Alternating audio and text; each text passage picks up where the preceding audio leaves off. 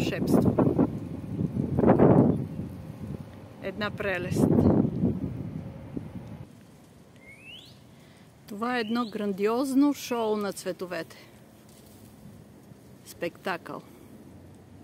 Избухнали звезди. Възхитително е.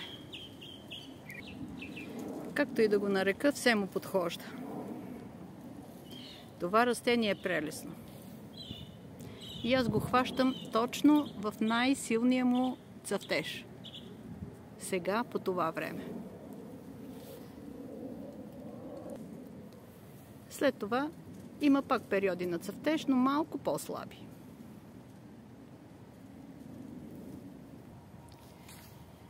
Какъв е този звезден храст?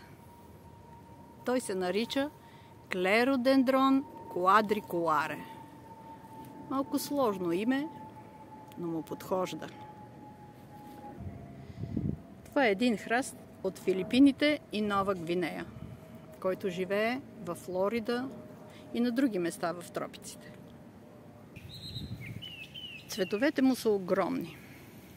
20 см. Вижте ги.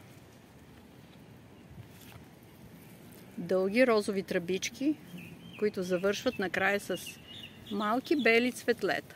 Много нежни.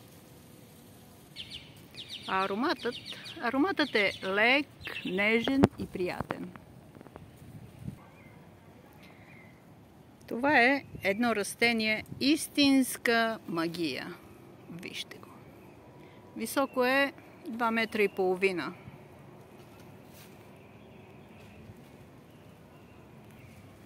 Успешно може да се отглежда и в саксия, като се подрязва.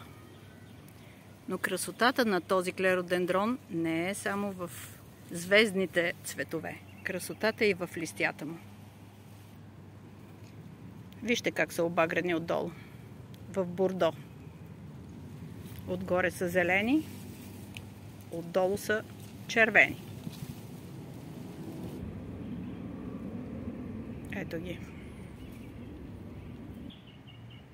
Малките цветлета са попадали долу по земята и тревата е станала пъстра.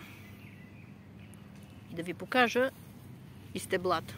Те са масивни. И често може да се видят издънки на метър, метър и половина разстояние от основния корен. Така се размножава. А също и с резници. Той прави и семена, но аз не съм ги виждала.